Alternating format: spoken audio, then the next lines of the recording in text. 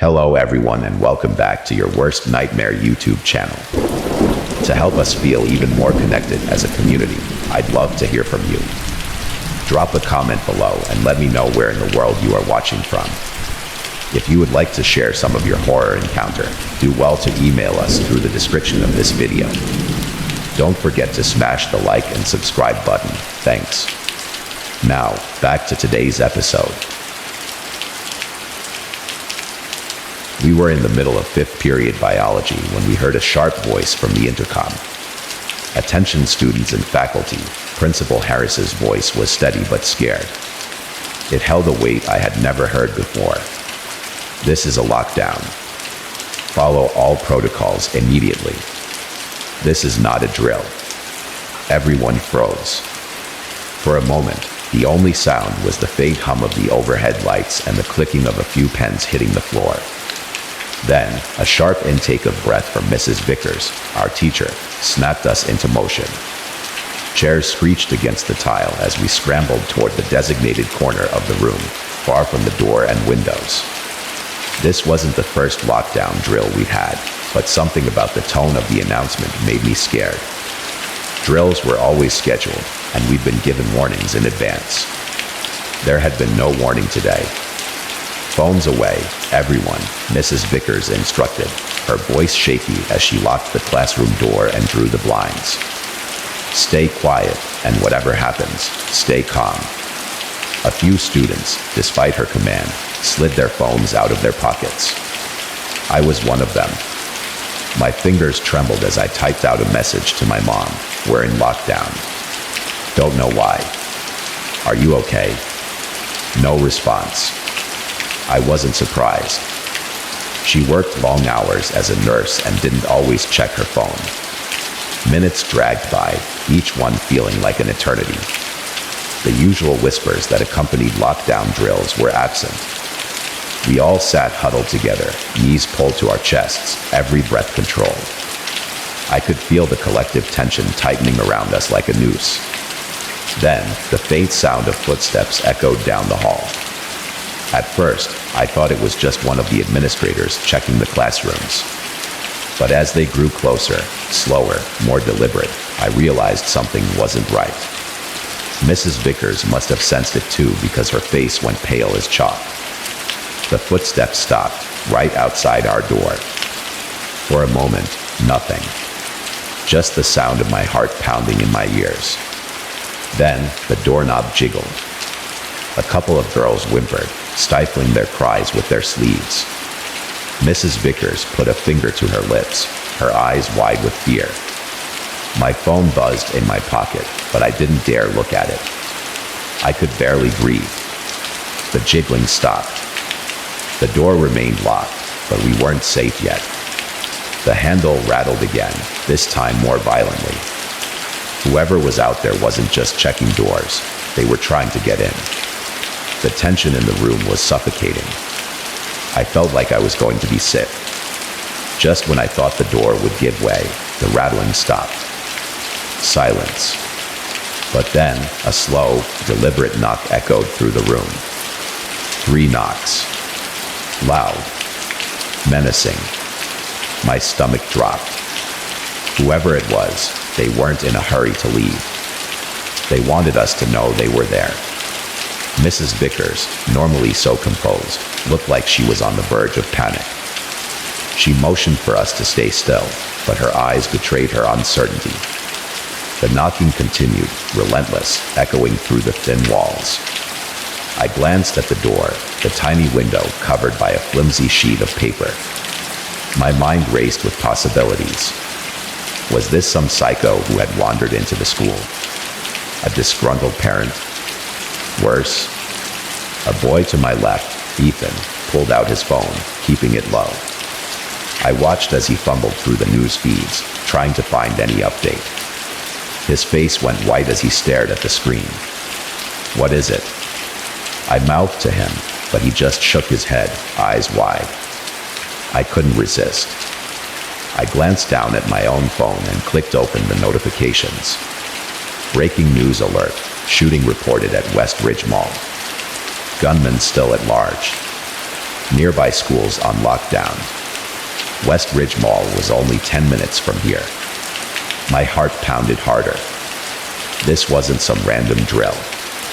Someone dangerous was out there, maybe even in here. I tried to control my breathing, but it felt impossible. My thoughts spiraled. What if the gunman had made it to the school? What if they were outside our door, waiting for one of us to make a mistake? Suddenly, a loud crash reverberated down the hallway. It sounded like glass shattering, followed by the unmistakable clatter of footsteps, running.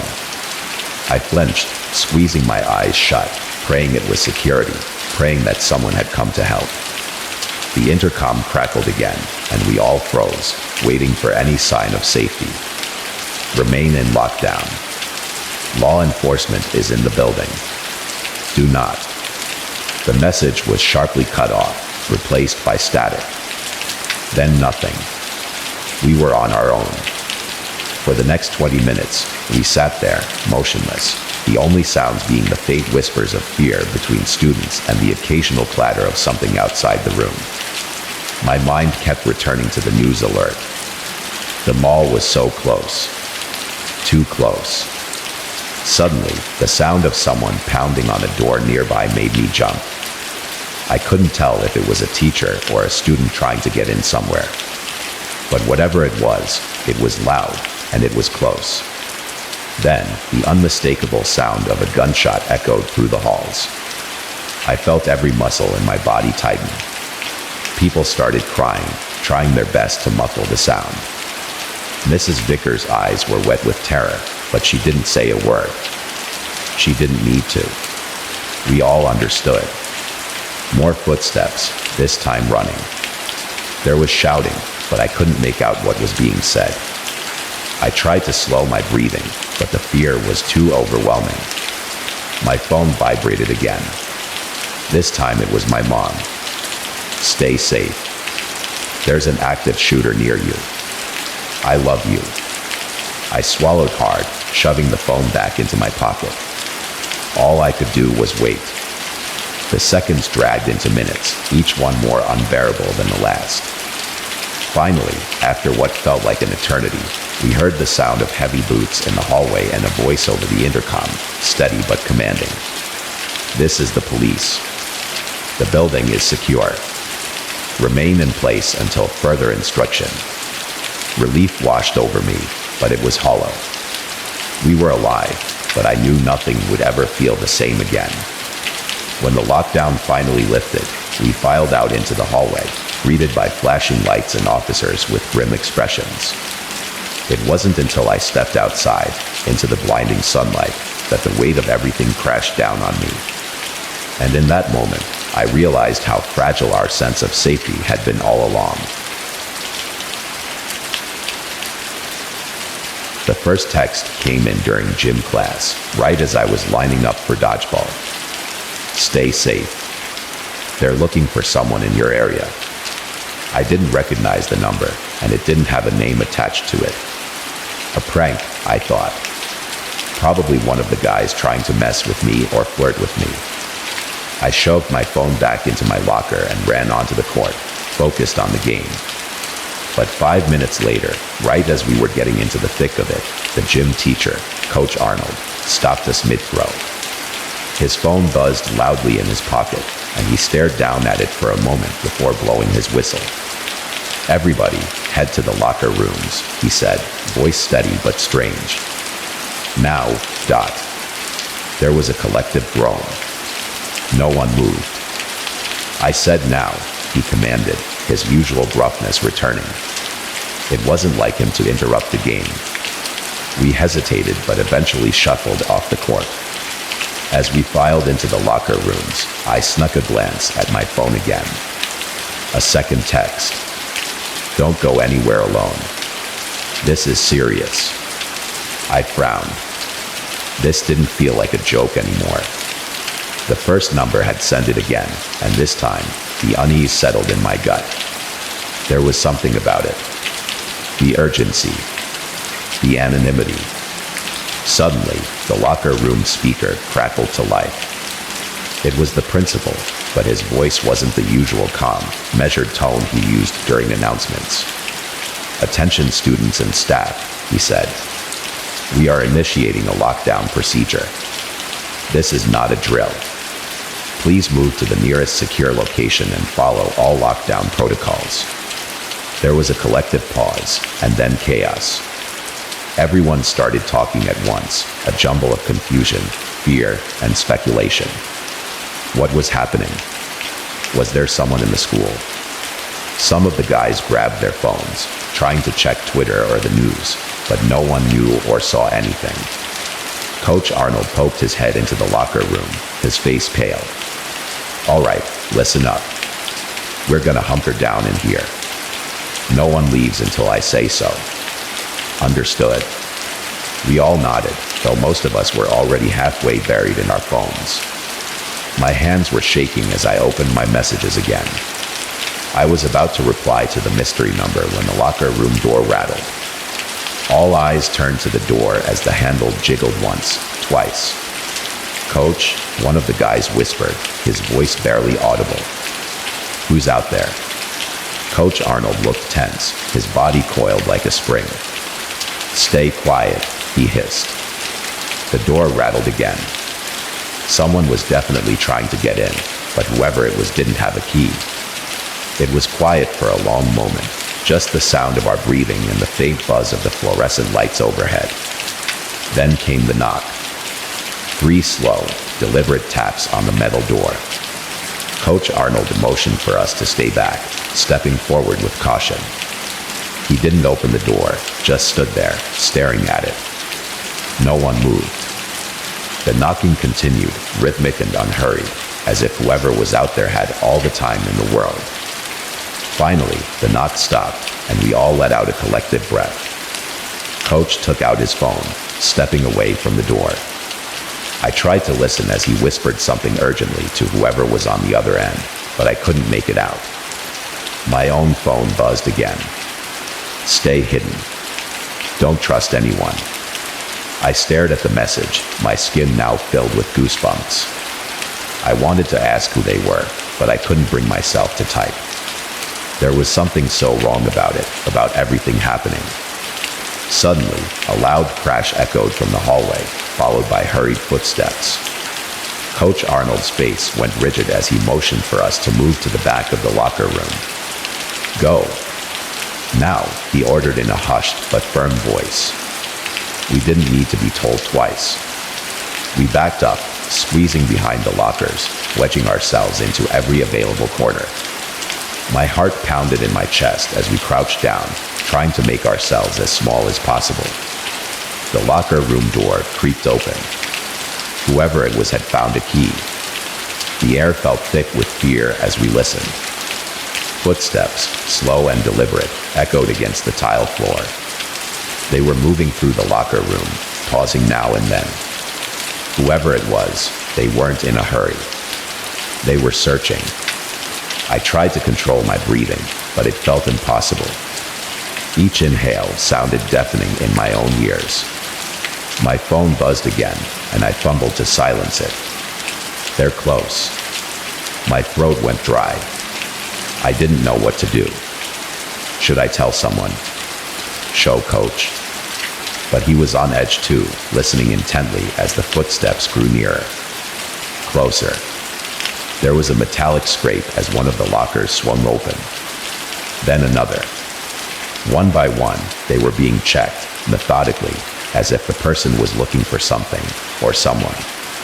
One of the guys next to me, Ryan, shifted slightly, knocking into the metal locker behind him. The sound was loud enough to make everyone freeze. The footsteps stopped. For what felt like an eternity, there was silence. Then, suddenly, a sharp, metallic clatter, a locker door slamming shut with force. The footsteps resumed, but this time they were quick, retreating. The door creaked again, followed by silence. We stayed frozen for several minutes, listening for any sign of movement. Coach Arnold slowly rose to his feet, motioning for us to stay where we were. He crept toward the door and peered out. His shoulders sagged with relief, and he waved us over. "It's okay," he whispered, but his voice was strained. "They're gone." But something about the way he said it didn't sit right with me. Gone where? Who was out there? And why were they in the school in the first place? The intercom crackled again. "The lockdown is still in effect," the principal said, his voice tight. "Please remain in place." That was it. No explanation, no update, nothing to tell us who or what was happening. Coach Arnold sat down on the bench, rubbing his face. "We'll stay here until we get an all clear. Everyone just stay put." The hours dragged on, and the tension never left the room. My phone buzzed one last time, and I stared at the screen, dread pooling in my stomach.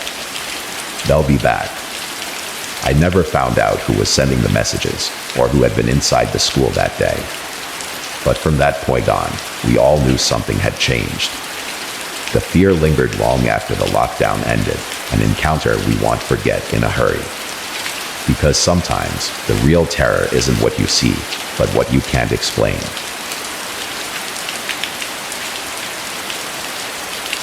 It began like any other Friday at Ridgemont High. The halls buzzed with weekend plans, gossip, and teachers already mentally checked out.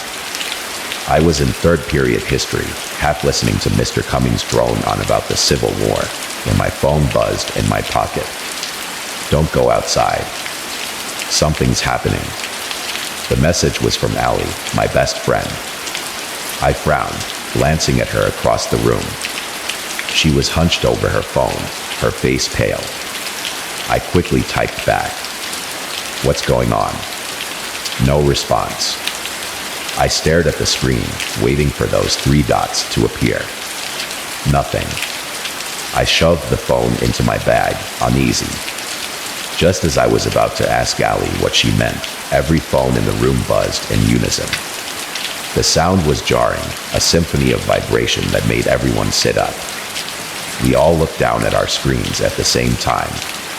"Emergency alert. Shelter in place immediately. Stay away from windows and doors." The class erupted in whispers. Confusion hummed thick in the air. This wasn't a drill. Mr. Cummings stood frozen at the front of the room, his face draining of color as he scanned his phone. "Everyone, phones away. Move to the back of the room." "Quickly," he said, his voice more urgent than usual. The room shifted with the sound of scraping chairs as we did what he said, crowding into the farthest corner. Normally, drills like this would come with eye rolls and nervous giggles, but today it was different. The energy had shifted. Something wasn't right. I slid my phone from my bag and tried Allie again, but still no reply. She sat nearby, clutching her phone tight, eyes wide. I could feel the anxiety spreading like wildfire. The overhead PA system crackled, then Principal Martinez's voice came on, sounding strained. "Attention students and staff," he said slowly, "the school is now on lockdown. I repeat, this is not a drill. Teachers, please secure your classrooms and remain in place." Silence followed, but not the reassuring kind. The tension in the room spiked. We'd had lockdown drills before, but this felt too real. No one knew what was happening, and no one dared to ask. My phone buzzed again. "It's happening all over town." I felt my stomach drop as I read Allie's text. What did that even mean? I typed back, my fingers shaking slightly. "What's happening all over town?" She replied instantly this time. "I don't know. There are people outside the school." My blood ran cold. People. Not police or emergency services. Just people. I didn't know what to make of it, and neither did anyone else. I saw other kids glued to their phones, their faces growing more and more concerned with every notification. But there was no news, no clear explanation. Just a lot of warnings and vague updates. Mr. Cummings pulled the blinds shut, peering through a small gap before retreating to his desk. His face was pale. Just stay calm, he said, more to himself than to us. The room was so quiet now that I could hear my heartbeat in my ears. My phone buzzed yet again. They're not moving. They're just standing there. That's when I heard the distant sirens. At first, I felt a small sliver of relief. Finally, someone was responding. But then the sound grew louder and more layered, like there were multiple sirens coming from all directions. Ambulances, fire trucks, police cars, all rushing toward something, but not arriving. Something was happening outside, something big.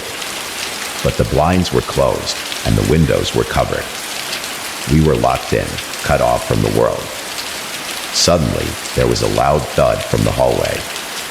Something heavy hitting the ground. It wasn't a door, and it wasn't a locker. It was something else. The class collectively held its breath. The sound came again, closer now. Something being dragged. I looked at Mr. Cummings, hoping he'd have some answer, some reassurance. But his face was white, his knuckles gripping the edge of his desk as though it was the only thing keeping him standing. He didn't say a word. The dragging sound continued, louder with each passing second. I couldn't tell what it was, but it was steady, relentless. There was no panic in it, no rush. Just persistence. I turned to Allie, who was now hunched over her phone, furiously typing. Her face had gone pale. She was shaking her head, her lips barely moving as she whispered, "It's not them. It's not police.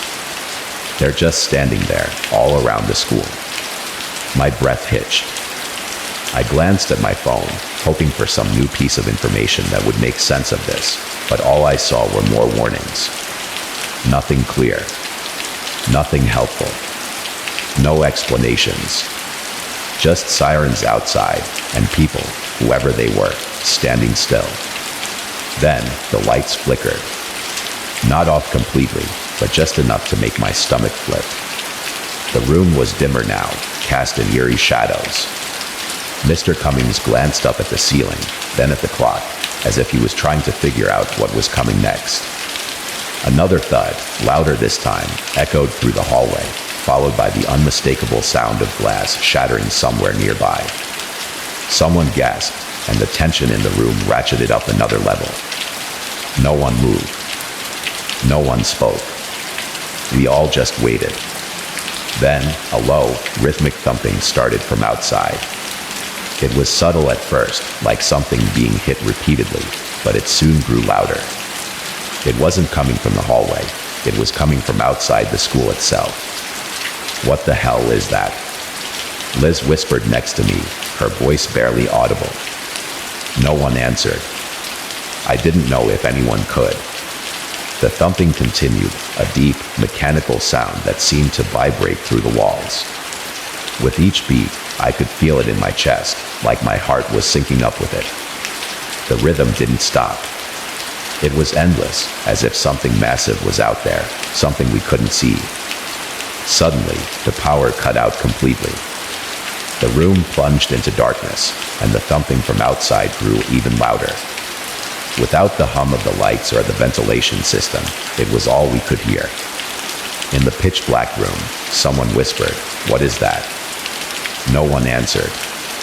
The door to the classroom opened suddenly, light spilling in from the emergency lights in the hallway. Everyone gasped. We hadn't heard anyone approach. Mr. Cummings moved toward the door, but he didn't get close enough to open it further. From my angle, I could see a figure standing just outside the room.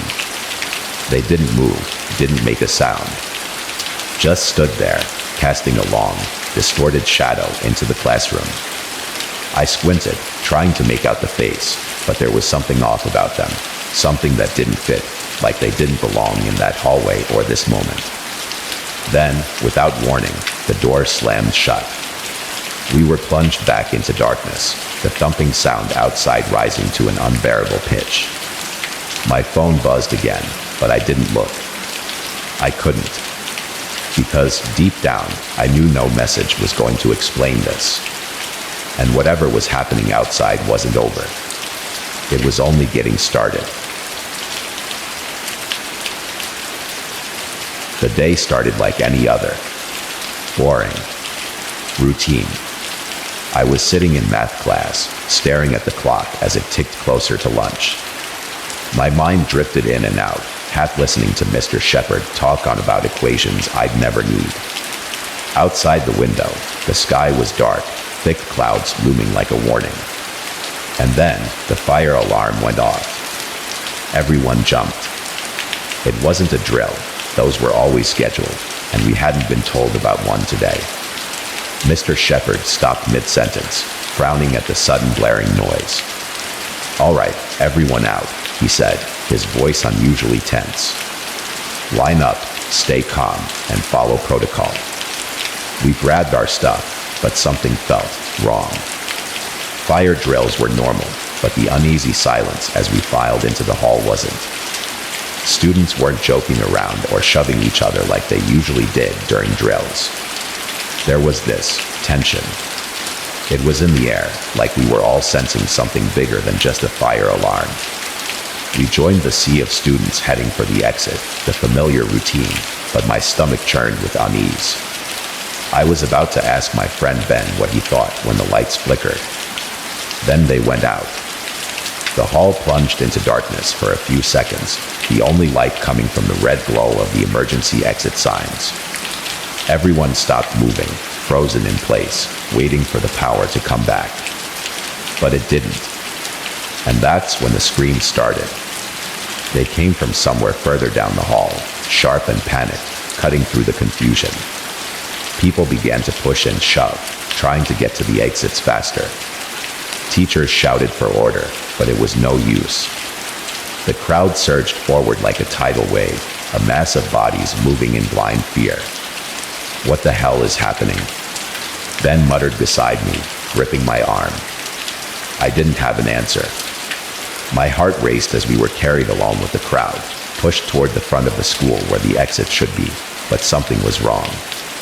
The doors weren't opening. A group of seniors at the front pounded on the doors, yelling at the top of their lungs, but they wouldn't budge. The fire alarm kept blaring, louder and more shrill by the second. I could see the panic in people's eyes, feel the collective anxiety building as everyone realized the same horrifying truth.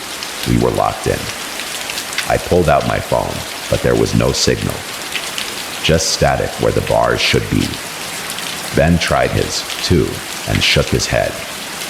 No service. Nothing's getting through. "Maybe it's a glitch," I said, though I didn't believe it. I couldn't shake the gnawing feeling that this wasn't an accident. The doors had never locked during a fire drill before. The lights had never gone out. This wasn't some simple error. And the screams kept coming. They were scattered at first, echoing down the darkened hallways, but now they were closer, louder, and more frequent. People were backing away from the front doors, looking around like they were expecting something or someone to show up. But no one did. "What do we do?" Ben asked, his voice tight with fear. Before I could answer, the intercom crackled to life. But instead of Principal Harris's voice, we heard a deep, mechanical buzz, like an old radio tuning in. It was followed by a voice distorted, low, almost inhuman. "Do not leave the building," it said, each word slow and deliberate. "You are not safe outside." The intercom went dead. The hallway erupted into chaos. "Did you hear that?" someone screamed. "What the hell does that mean?" Students began running in all directions, trying to find another way out. Some bolted down side corridors, others headed for the stairwells, while a few brave or stupid souls started slamming into the windows, trying to break them open. But no matter how hard they hit, the glass wouldn't shatter. It didn't even crack. Ben and I stood frozen, watching the chaos unfold around us. I didn't know what to do, but I knew one thing for sure. Something was happening, something far worse than a fire or a drill. "Let's get out of here," I said, grabbing Ben's arm. "We need to find another exit." Maybe the side doors. He nodded, eyes wide, and we started moving quickly through the crowd, weaving through students who were shouting into their useless phones or trying to pry open lockers to hide. The hallway felt different now, more claustrophobic, the walls closing in, the panic becoming contagious. As we rounded the corner, heading toward the science wing where the side doors were, the lights flickered back on for a moment. And that's when I saw them. Figures. Dozens of them. They stood at the end of the hallway, motionless, their bodies cloaked in shadow. The lights flickered off again before I could make out their faces, or if they even had faces, but I knew they weren't students. They weren't teachers. And they weren't here to help us. Go, I shouted, shoving Ben forward. We sprinted down the hall, the sound of our feet pounding against the tile drowned out by the blaring alarm. I glanced over my shoulder and saw them, those figures, moving toward us, slow at first, but then faster, closing the distance. We turned a corner and ducked into a classroom, slamming the door behind us. My chest heaved as I tried to catch my breath, my mind racing to make sense of what I'd seen. Who were they? What were they? Ben peered through the door's tiny window, his face pale. They're just standing there, he whispered. Right outside. Not moving. I crept over and looked for myself. He was right. They were standing in the hall, right outside the door, like they were waiting for something. Their faces were still hidden in shadow, but I could feel their presence, cold, unnerving, like they were watching us even though we couldn't see their eyes. Suddenly, my phone buzzed in my pocket. I pulled it out, hoping for a signal, hoping for something to explain what was going on. But there was no signal. Just a single message from an unknown number. They're inside now. Don't let them find you. My hands shook as I showed the message to Ben. His face went pale. What does that mean? Before I could answer, the door handle slowly turned. We both froze, hearts pounding, as the handle jiggled once, twice, before stopping. There was a long, agonizing moment of silence. Then the intercom crackled to life again, the distorted voice returning. Do not attempt to leave. This is your only warning. The classroom lights flickered again, casting long shadows across the room. We backed away from the door, hearts racing, as the figures outside stood motionless, waiting. And that's when I realized the doors, the windows, the alarms, they weren't to keep us safe. They were to keep us in. The door handle of the closet slowly turned, and Ben and I held our breath, frozen in place. Just as the door creaked open, the lights flickered one last time and went out completely, plunging everything into darkness. Silence followed. And then, nothing. Whatever had been out there was gone. Maybe for now. It was a normal Monday morning, and everything was as boring as ever.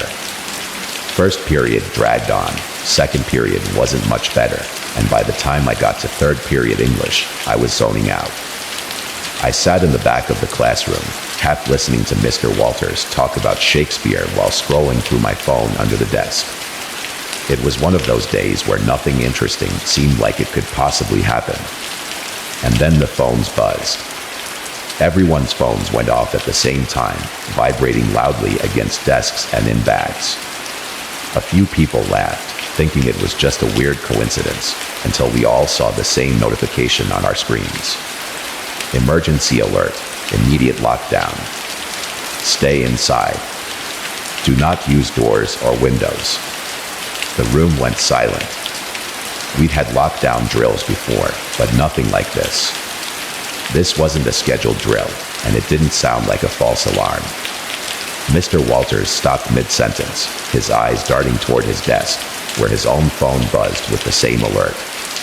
His face drained of color. Everyone, he said slowly, get away from the windows. Move to the back of the room. No one moved at first. The seriousness in his voice hadn't sunk in yet. But when he repeated himself, louder this time, We scrambled out of our seats and huddled together at the back of the classroom. I shoved my phone into my pocket, trying to keep calm, but the air in the room had already changed.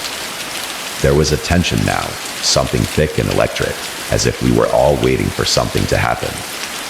The intercom crackled to life, but it wasn't the usual voice of Principal Davis. It was someone else.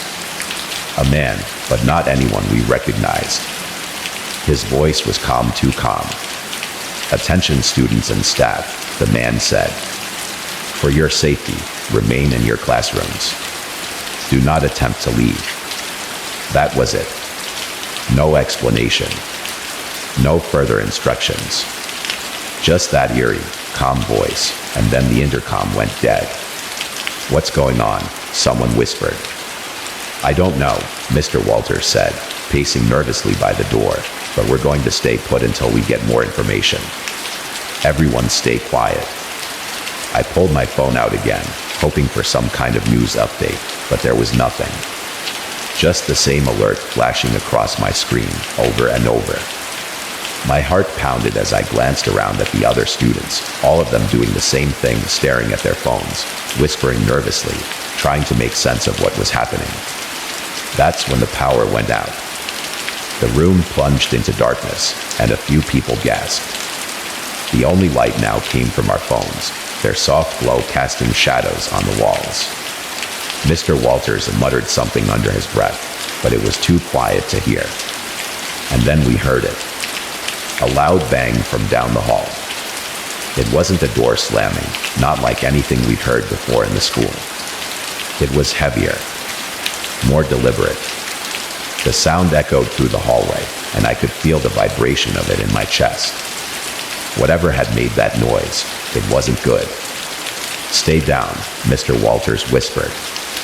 "Everyone, stay down." We crouched lower, pressing ourselves against the wall as if we could disappear into it. My hands were shaking.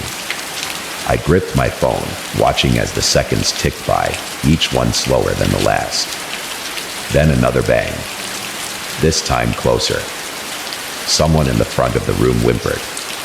Mr. Walters was staring at the door now, his body rigid. He took a step forward, then stopped. None of us moved. We were all frozen, caught between wanting to know what was happening and hoping we'd never find out. Another bang. Louder. The floor seemed to vibrate beneath us. And then, faintly, we heard something else. Footsteps. Slow, heavy footsteps echoing through the hallway, moving methodically from door to door. Whoever or whatever was out there was getting closer. The footsteps stopped right outside our classroom. My breath caught in my throat. We could hear the faint creak of the floor as the figure shifted its weight, standing just beyond the door. Mr. Walters motioned for us to stay completely still. My heart raced so fast it felt like it was going to burst out of my chest. Then, slowly, the footsteps moved on, heading further down the hall. I exhaled, but too soon. Just as the tension started to ease, something new happened, something far worse. The emergency lights flickered on in the hall, casting eerie shadows through the gap under the door.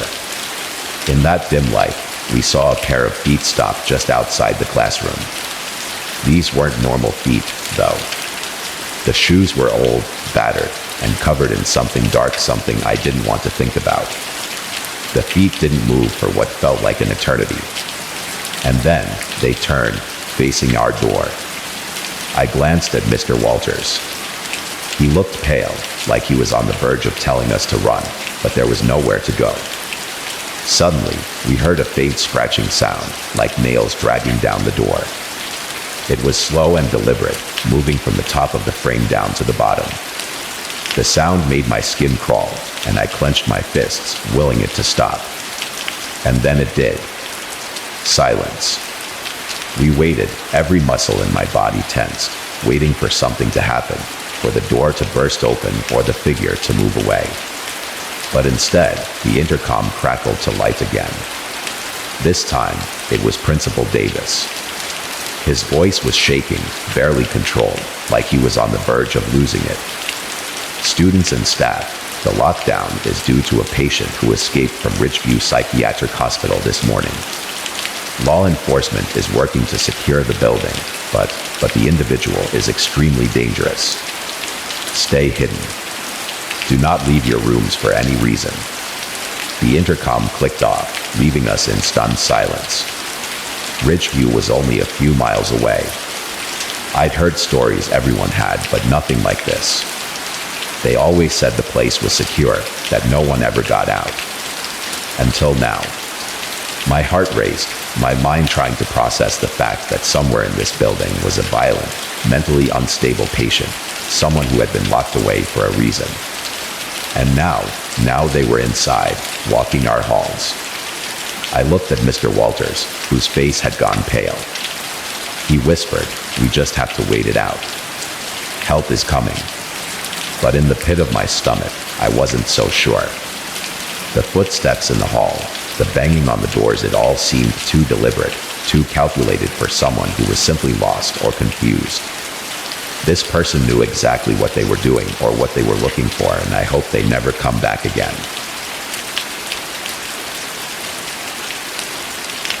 It was supposed to be just another uneventful day at Westbrook High.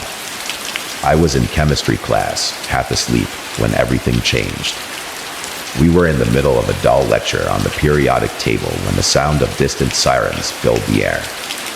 At first, no one thought much of it. Sirens were common enough, especially near the highway that ran along the back of the school. But these sirens didn't fade away like they usually did. They kept getting louder, closer. I exchanged glances with my friend Jenny, who was sitting next to me. Her face mirrored my confusion. Mr. Lewis, our teacher, paused for a moment, the chalk hovering over the blackboard. He opened his mouth to say something when the loudest sound I'd ever heard ripped through the school, a gunshot. Everyone froze. A second shot followed, echoing down the hall. Then, the fire alarm blared to life, but no one moved. "Everyone stay calm," Mr. Lewis said, his voice shaking. "Lockdown procedure. Get to the back of the room." We scrambled from our desks and rushed to the far corner of the classroom, pressing ourselves against the cold, cinder-block walls.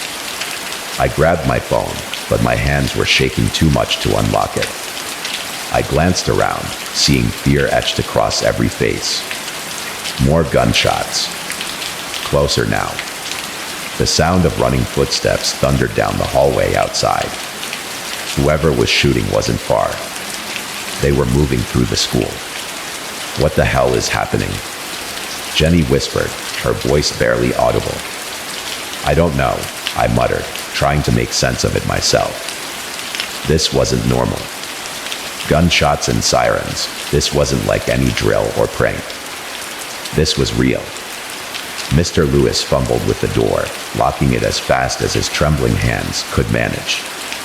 He pulled down the blinds, his face pale with terror. We could hear people screaming somewhere in the distance, and then the unmistakable sound of glass shattering. My phone buzzed. It was a message from my brother, Jake, who was in his last period gym class. "Cops are here. Drug raid or something. Stay low." A drug raid? In a school? My brain struggled to process what he was saying. Why would there be a drug raid at Westbrook? Then, just as I was about to text him back, the intercom crackled. "Attention, students and staff," Principal Carlson's voice came on, panicked and out of breath. "The school is on lockdown. Stay in your classrooms. Do not attempt to leave. Law enforcement is handling the situation." The intercom clicked off, leaving us with the blaring fire alarm and that heavy silence that comes with knowing something far worse is happening. "Law enforcement," Jenny whispered, but before I could respond, another round of gunshots echoed through the halls, even closer this time. Suddenly, the door to the classroom rattled. Someone was outside. We all flinched, hearts racing. Mr. Lewis motioned for us to be quiet, but then the door swung open and not kicked in, but shoved with enough force that it smacked against the wall. A man stood in the doorway, dressed in dark, tattered clothes, holding a handgun loosely at his side. His face was rough, unshaven, and his eyes were wild. This wasn't some cop. He looked at all of us huddled in the back of the room, a twisted smile creeping across his face. "Well, what do we have here?" he said, his voice low and menacing. None of us moved. Mr. Lewis stood frozen, his body blocking the man from getting any closer to us. "Don't do this," Mr. Lewis said, his voice trembling. "Please." The man didn't respond. Instead, he scanned the room, his eyes landing on a backpack that had been left near the door. His expression darkened. He kicked the bag aside and pointed the gun directly at Mr. Lewis. My heart pounded so hard I thought I was going to pass out. "You think you can hide from us?" the man snarled. "You think you can just walk away? Where's the rest of it?" The rest of it? What was he talking about? Just then, two more men appeared in the hallway behind him, dressed in the same rough, dirty clothes. One of them was holding a shotgun. The other had a duffel bag slung over his shoulder. It wasn't hard to piece together now. They weren't cops. These guys were cartel members, drug runners, and whatever they were looking for was still inside the school. "Look, we don't know anything," Mr. Lewis stammered, raising his hands in a gesture of surrender. "We're just students." The man with the gun stepped forward and grabbed Mr. Lewis by the collar, slamming him against the wall. "You're full of it," he hissed. "Where's the stash?" "We know it's here. You got cops crawling all over this place because one of your people talked." My stomach churned. This wasn't just some random drug bust. There were drugs hidden in the school, and these guys had come to get them back by force. Mr. Lewis was shaking now, his back pressed hard against the wall. "I swear, we don't know anything," he said. "Please, we're just students." The man let go of Mr. Lewis, his eyes scanning the room again, this time with more intent. He wasn't looking at us as hostages. He was looking for something or someone. "We'll find it," he said, his voice cold and detached. "And when we do, you better hope the cops get to you before we do." He turned to leave, but then paused, his eyes locking on me. "Let's go," one of the other men barked from the hallway. "We don't have time for this." The man in the doorway grinned. "Maybe next time, kid." They disappeared down the hall, their footsteps fading into the distance. We all sat frozen for what felt like hours, too scared to move or even breathe. Mr. Lewis finally slumped against the wall, his legs giving out as he slid to the floor. The reality of what had just happened hit us all at once. Westbrook High wasn't just a school anymore. It was a battleground between the cartel, the cops, and whoever had hidden a stash of drugs within these walls. The fire alarm finally cut off, leaving us in a deafening silence. But that silence was quickly replaced by more gunshots and shouting from somewhere deep inside the building. I texted Jake again, but there was no reply. In that moment, I realized something terrifying. The cartel was still inside, the police were still outside, and we were trapped in the middle of a war we never saw coming. The gunshots echoed again, louder this time, followed by the heavy thud of footsteps running through the halls. My heart raced, and I tightened my grip on my phone, praying Jake would text back. Mr. Lewis motioned for us to stay low, his face pale as he tried to pull himself together. "We're safe in here," he whispered, but none of us believed him. Suddenly, the intercom crackled to life again, this time with a voice we recognized. "The police is here," Principal Carlson said, his voice shaking. "They have the building surrounded. Do not leave your classrooms." More gunshots. Then a scream. The cartel wasn't going down without a fight, and we were still caught in the crossfire. I clenched my fists, willing Jake to be okay. The sounds of chaos continued outside the clash of law enforcement against men who had nothing to lose. And then, in the distance, a single explosion rocked the building, shaking the walls. Everything went quiet. The silence was suffocating, but after what felt like an eternity, we heard the heavy boots of police officers moving through the hallway. Relief flooded my chest as I heard them shouting orders, clearing each classroom. The door burst open, and a SWAT officer appeared, his gun raised, scanning the room. "Is everyone's okay?" he asked, his voice firm but kind. We nodded, too shocked to speak. "We've secured the building," he said, motioning for us to follow him. "It's over." As we were led outside, past shattered glass and bullet holes, I finally got a text from Jake. "I'm safe." They got them. But looking back at the damaged school, I realized that the word safe would never feel the same again. Not after today. The first gunshot shattered the quiet of our history class, followed by a piercing scream that cut through the murmur of students finishing their assignments. I thought it was part of some twisted prank until I saw the look on Miss Henderson's face, pale and frozen in terror. That's when I realized this was real.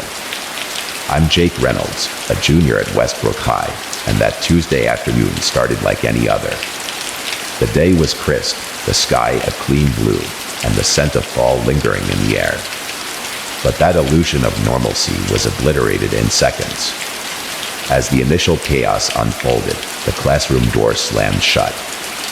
Ms. Henderson bolted it and rushed to the window, peeking through the blinds. Her hands trembled. "Lock the door," she ordered. I scrambled to the door, sliding the bolt into place. The reality of the situation was sinking in. I was trapped in a room with 22 other students, our safety now in our own hands. We huddled in the back of the room, whispers of fear and confusion filling the air. The second gunshot, louder and closer, jolted us, and I saw the terror in my classmates' eyes. We could hear muted voices from the hallway, angry shouts, pleading cries. The world outside our sanctuary had turned into a nightmare. Sarah Johnson, a friend of mine from the soccer team, was clutching her phone, frantically texting her parents. Her hands were shaking so violently that I could see the phone screen trembling.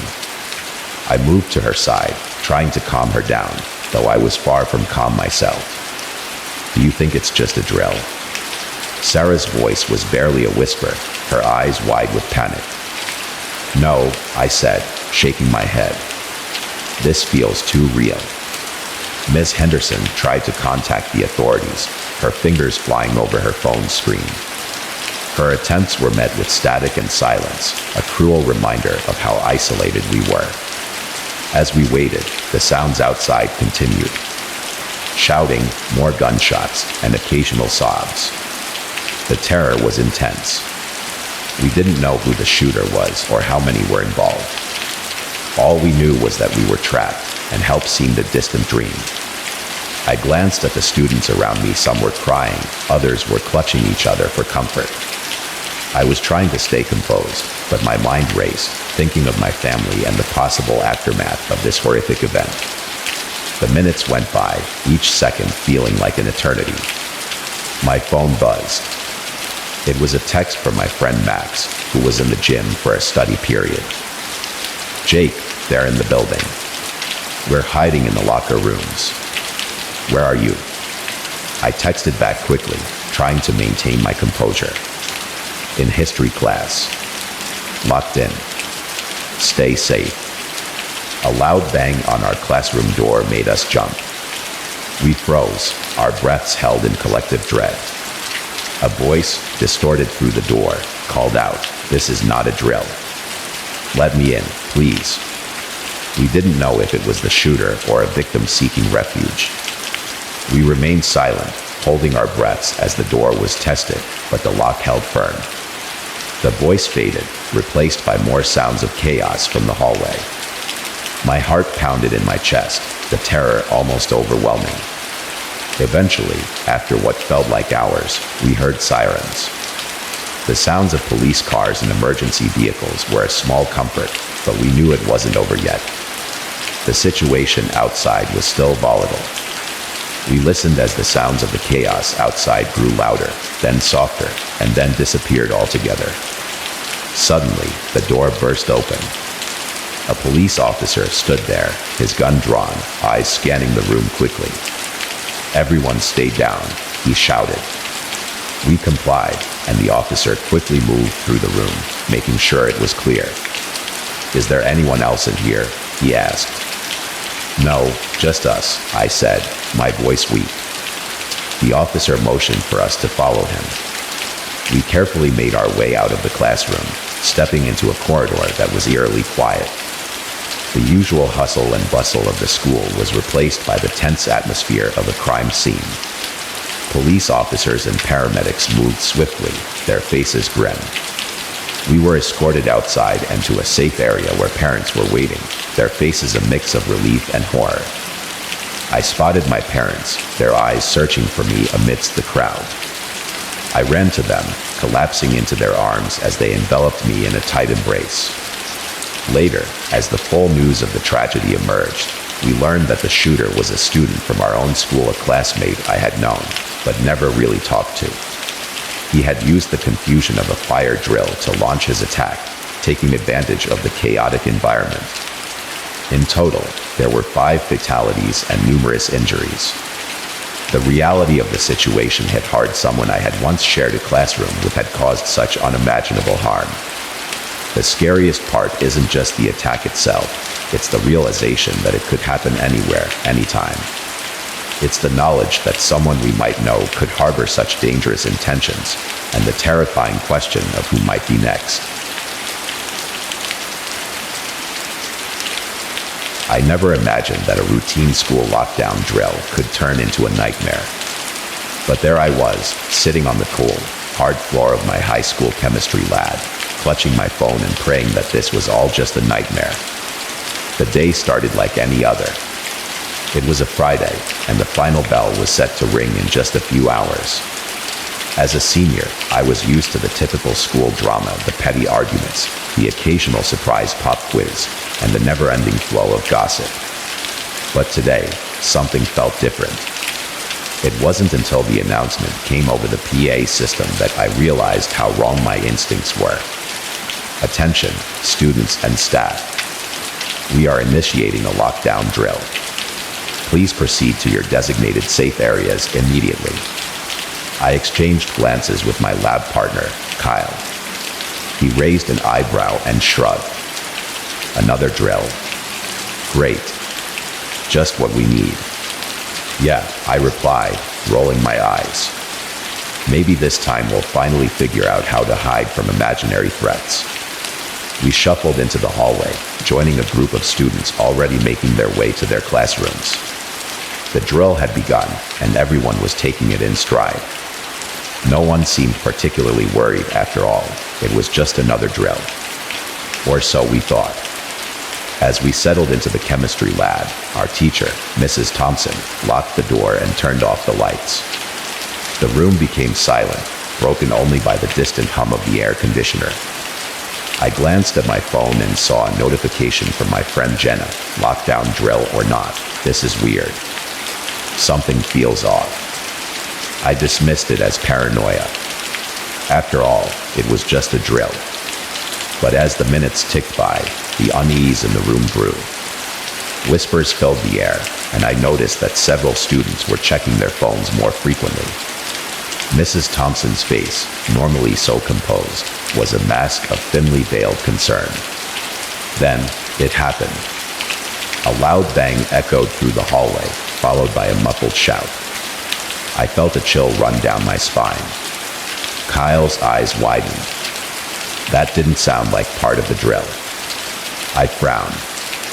You think? The phone buzzed again. Jenna's message was more frantic. I think something's wrong. There are sirens outside, and I can hear shouting. This doesn't feel like a drill anymore. Panic started to set in. My heart pounded in my chest as I glanced at Mrs. Thompson. Her usually calm demeanor had been replaced by one of mounting dread. "Stay quiet and stay put," she whispered, trying to keep her voice steady. Just then, a series of rapid knocks sounded at the door.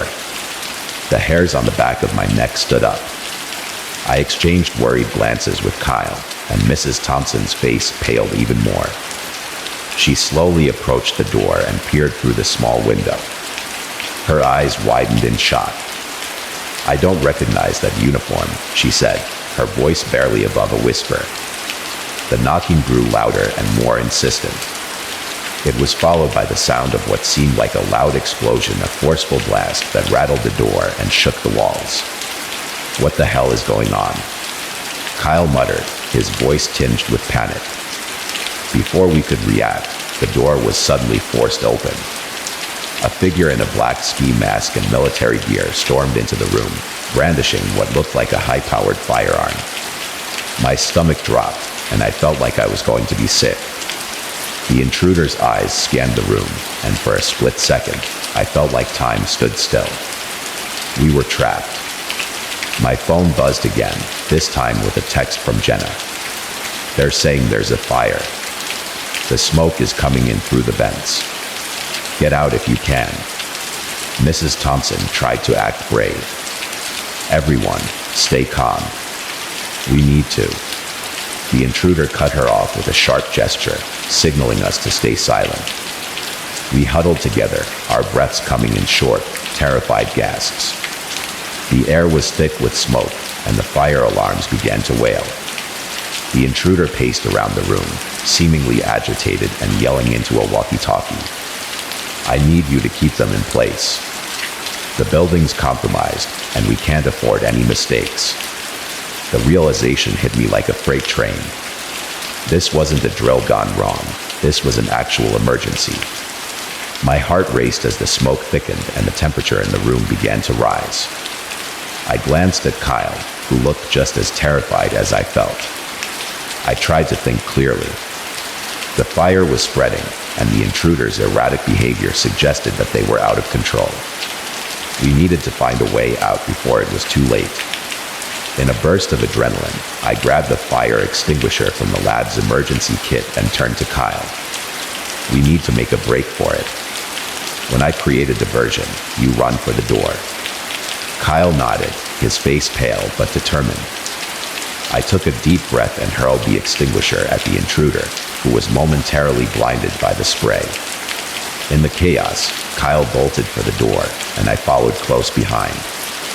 We stumbled into the hallway, which was now filled with smoke and chaos. Students were running in every direction, and the sound of sirens was deafening.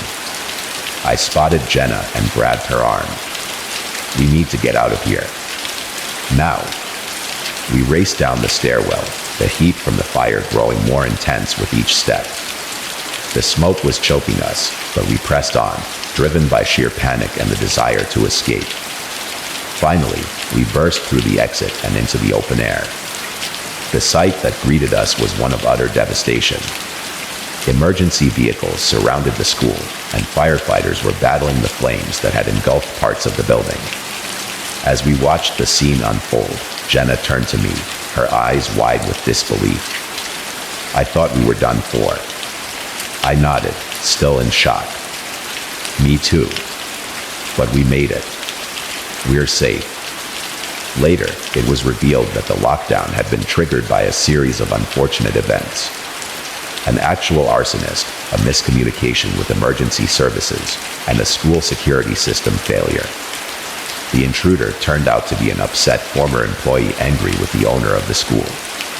And as for that Friday afternoon, well, let's just say it became the most memorable day of my high school life. And I hope I never have to relive it again.